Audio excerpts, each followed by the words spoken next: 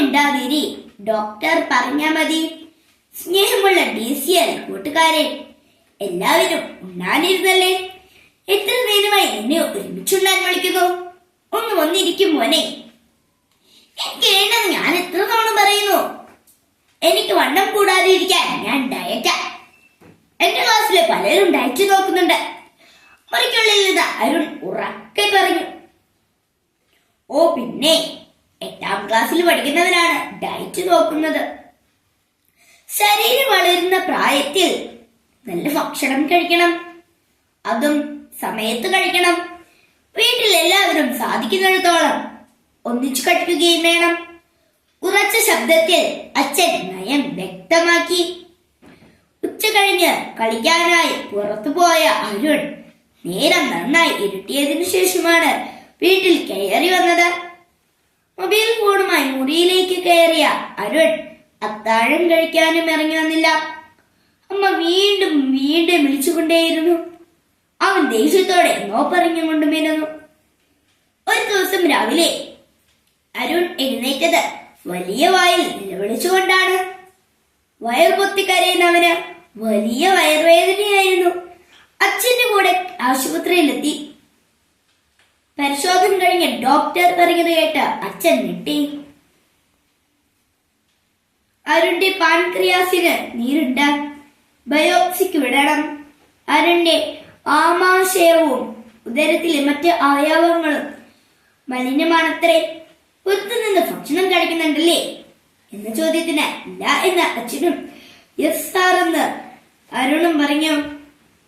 കളിക്കാനാണെന്ന് പറഞ്ഞ് വീട്ടിൽ നിന്നും ഇറങ്ങുന്നവൻ പണക്കാരുടെ മക്കളോടൊപ്പം ഹോട്ടലുകളിലും ബേക്കറികളിലും കോഫി ഹൗസുകളിലും സ്ഥിരമായി കയറി ജങ്ക് ഫുഡിന്റെ അടിമയായിരുന്നു.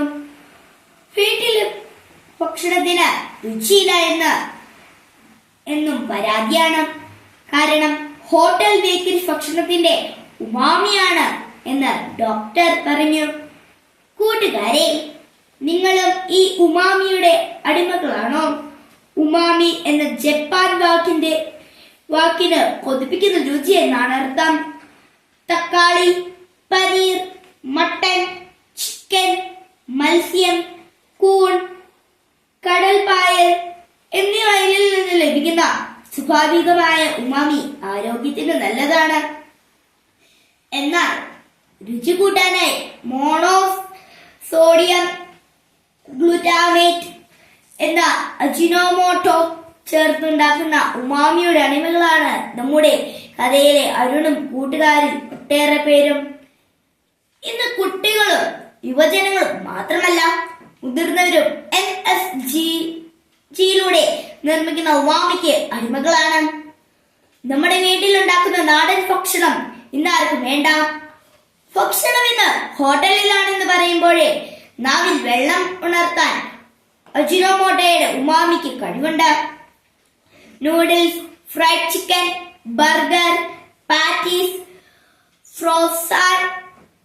ഫ്രോസൺ മോമോസ്, ഷവർമ തുടങ്ങിയ എല്ലാ ഇറക്കുമതി ഭക്ഷണങ്ങളിലും MSGയും കൃത്രിമ രുചിയും വിഷമയമായ നിറങ്ങളോടെ പൊടികളും ആസിഡും എല്ലാം അമിതമായ അളവിൽ ചേർക്കുന്നുണ്ട്. Chips, Lays, Kurkure, nachos, cheese balls, puffs, pani puri മസാലകൾ, പോപ്കോൺ തുടങ്ങി കുട്ടികൾ ആർത്തിയോടെ ഭക്ഷിക്കുന്ന സാധനങ്ങളെല്ലാം അത്യന്തം അപകടകരമായ കൃത്രിമ ഫ്ലേവറുകളും ആസിഡുകളും MSGയും ചേർക്കുന്നുണ്ട്. നമ്മുടെ നാടൻ ചോറും കറികളും, നാടൻ കോഴിയും കപ്പയും ബീഫും അപ്പവും മുട്ടയും പുട്ടും കടലയും ചെണ്ടക്കപ്പയും കാന്താരിമുളകും ഉള്ളിച്ചമ്മന്തിയും ഒക്കെ കഴിച്ച് നല്ല കല്ലു മസിലുമായി കല്ലിനോടും മണ്ണിനോടും പടവെട്ടി വളരുന്ന കേരം തിങ്ങുന്ന ഈ കേരള നാടിന്റെ തനത് ഭക്ഷണ ശൈലികളിലും രുചിക്കൂട്ടുകളിലുമൊക്കെ കുഴിമന്തിയുടെ കുഴിയിലിട്ട് മൂടുന്നതാരാണ്? കൂട്ടുകാരെ, ഭക്ഷണം ഒരു സംസ്കാരമാണ്. ഓരോ നാടിനുമുണ്ട് സ്വന്തമായ ഒരു ഭക്ഷണ സംസ്കാര ചരിത്രം.